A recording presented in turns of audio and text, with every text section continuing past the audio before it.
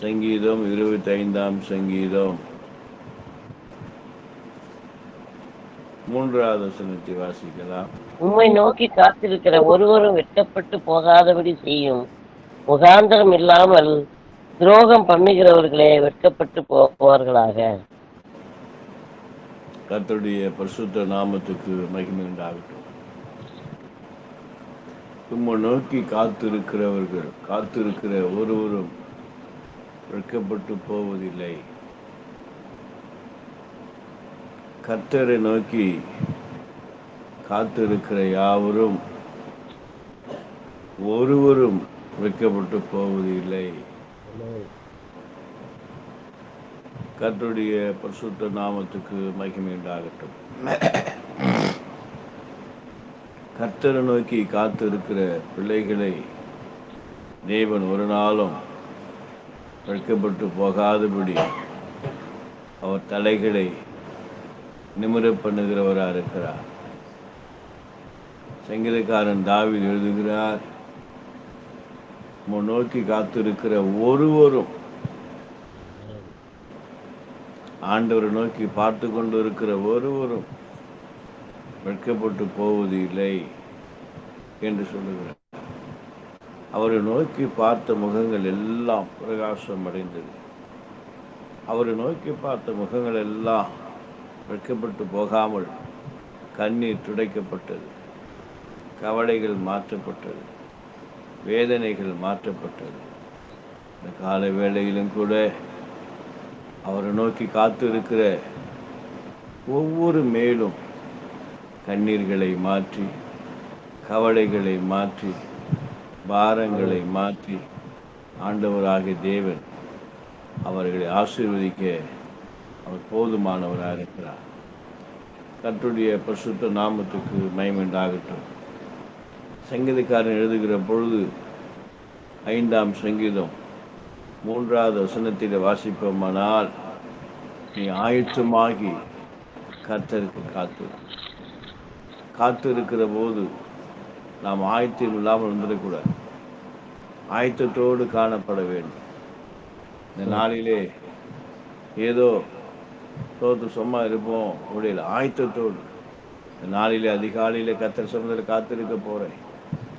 நாளில் தேவன் தருகிற ஆசீர்வாதத்தை பெற்றுக்கொள்ள ஆயத்தப்படணும். இந்த நாளில ஒரு கிருபை புதிதாக இருக்கும். இந்த நாளில புதிய தரிசனம் இருக்கும். நாளில் ஒரு புதிய வசனம் கிடைக்கும். நாளில் புதிய அபிஷேகம் கிடைக்கும். அந்த அபிஷேகத்தை பெற்றுக்கொள்வதற்கு, அந்த கிருபைகளை பெற்றுக்கொள்வதற்கு நாம் ஆயத்தமாகி காத்திருந்தோம். ஆயத்தமில்லாமல் காத்திருந்தா தேவன் தர வேண்டிய ஆசீர்வாதங்கள், தர வேண்டிய நன்மைகளை நாம் பெற்றுக்கொள்ள முடியாது. அதனால ஆயத்தமாகி காத்திருக்கணும். அப்போதான் கர்த்தர் நாளிலே வைத்திருக்கிற நன்மைகள் ஆசை தந்து நீ வெட்கப்பட்டு போகாம கர்த்தர் பாதுகாப்பார்.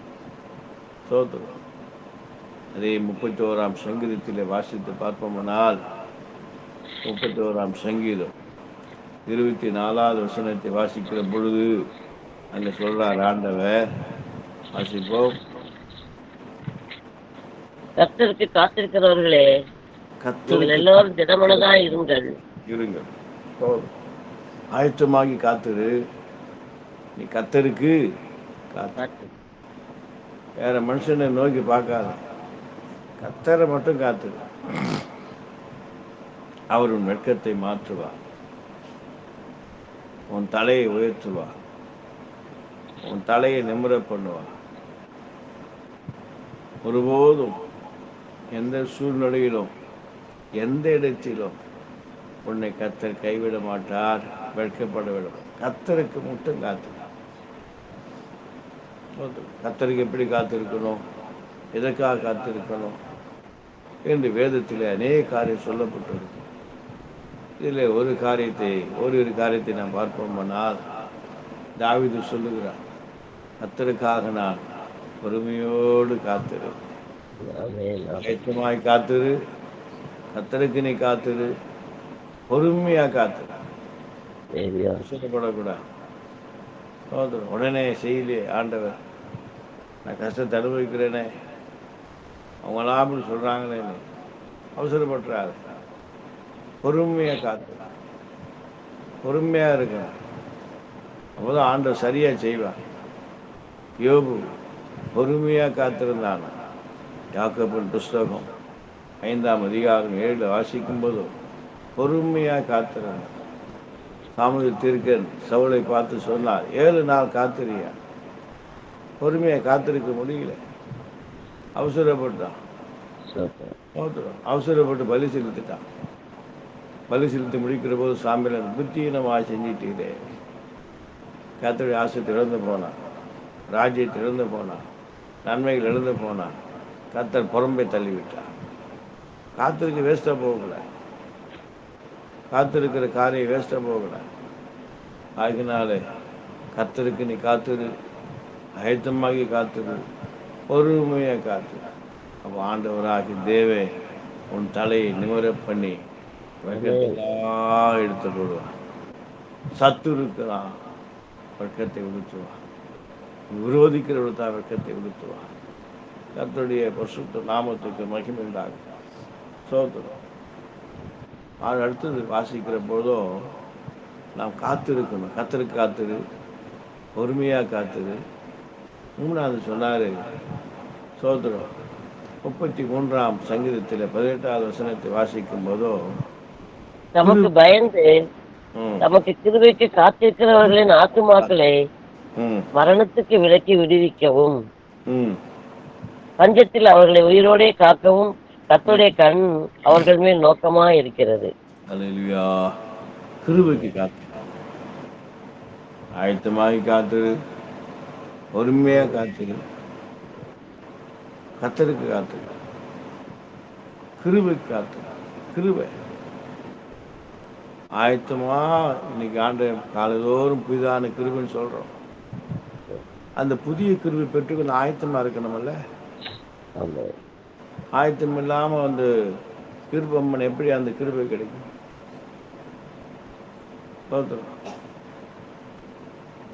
கர்த்தருக்கு காத்து இருக்கணும். நீ ஆயத்தத்தோடு காலையில காத்திருப்பேன். இன்னைக்கு ஒரு புதிய கிருபை உனக்கு வரும். கிருபைக்கு காத்திருக்கிற ஆத்துமாக்களை தேவன் திருப்தியாக வைப்பாராம். உன்னை போஷிப்பார், உன்னை நடத்துவார்.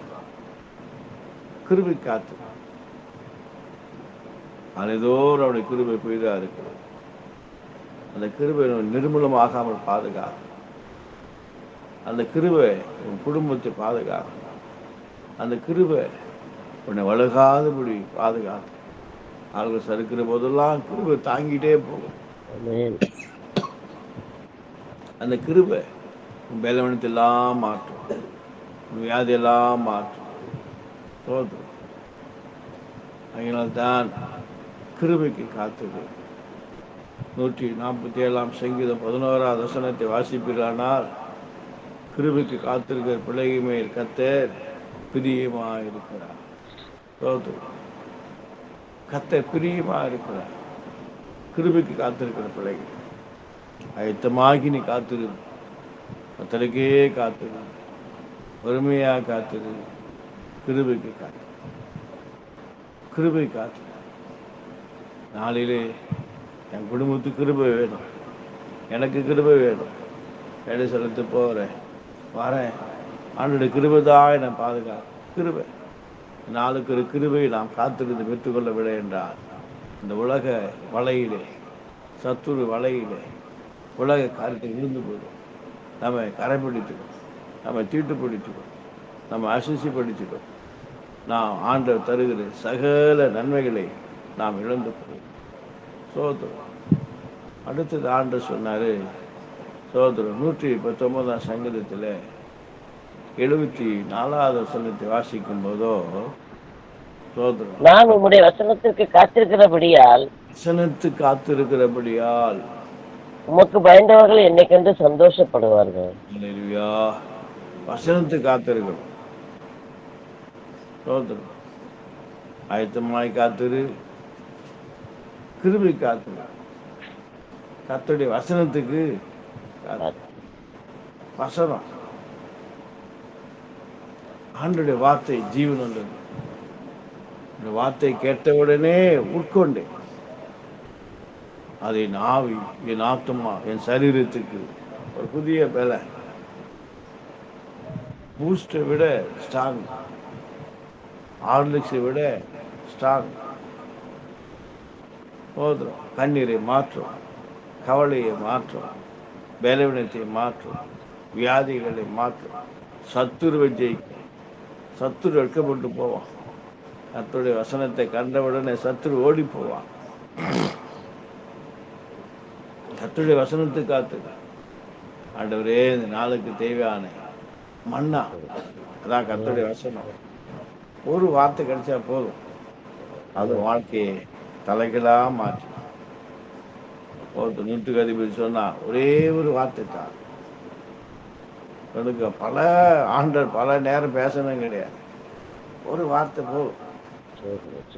உன் வாழ்க்கை மனாந்திரம் மாறிடும், அவாந்திரம் மாறிடும், கண்ணீர் மாறிடும், வியாதி மாறிடும், மரணங்கள் மாறிடும், எல்லா சூழலும் மாறிடும். ஒரே ஒரு வார்த்தை.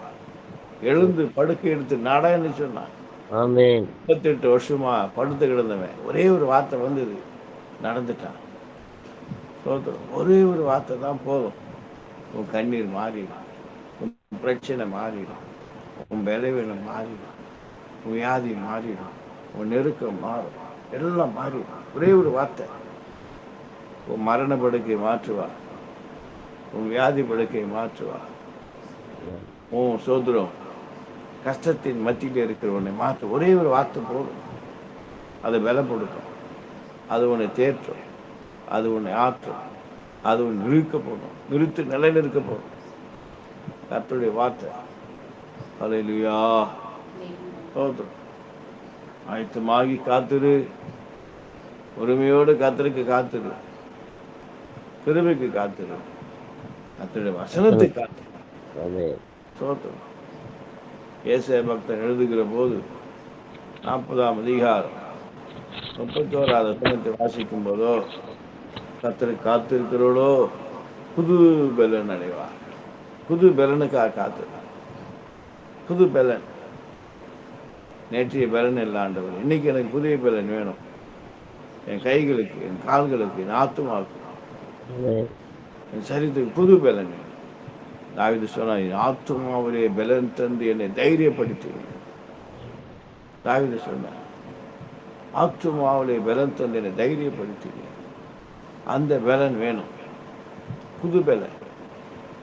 அந்த புது பலன் வந்துட்டா போதும். ஸ்தோத்திரம். கழுகுகளை போல உன் ஜெபம் உயர எழும்பும், விசுவாசம் உயர எழும்பும், உன் ஆவிக்கு வாழ்க்கை உயர எழும்பும். ஸ்தோத்திரம். தேவ சித்தம் உயர எழும்பும்.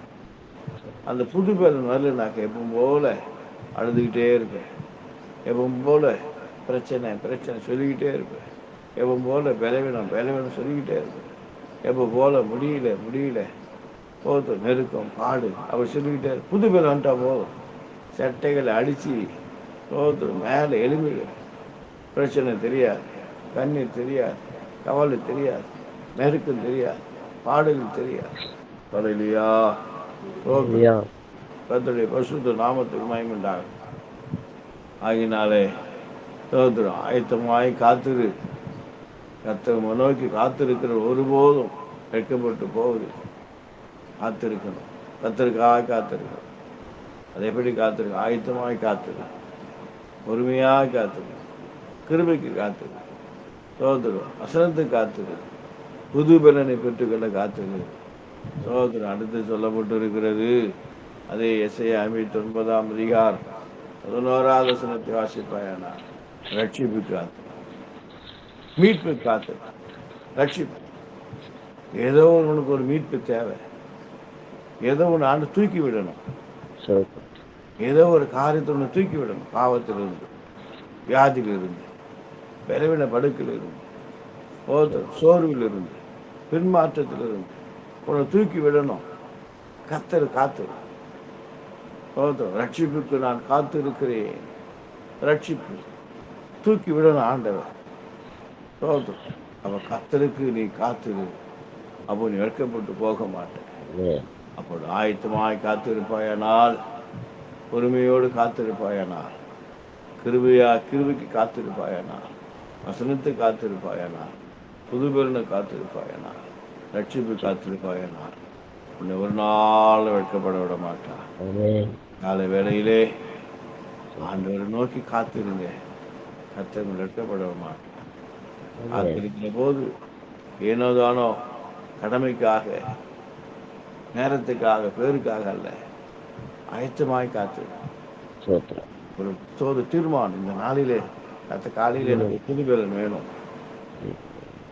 புது கிருபை வேணும், ஒரு வசனம் வேணும், ஒரு பலன் வேணும், ஆமென். இதிலிருந்து எனக்கு ஒரு மீட்பு வேணும். ஸ்தோத்திரம். அந்த தீர்மானத்தோடு காத்திருக்கிற போது நிச்சயம் கர்த்தர் வாழ்க்கையில் வெட்கத்திடம் ஆமென். சத்திரிடம் கொடுக்க மாட்டார். வாழ்க்கை கர்த்தர் உயர்த்தி தேவன் ஆசீர்வதிப்பார்.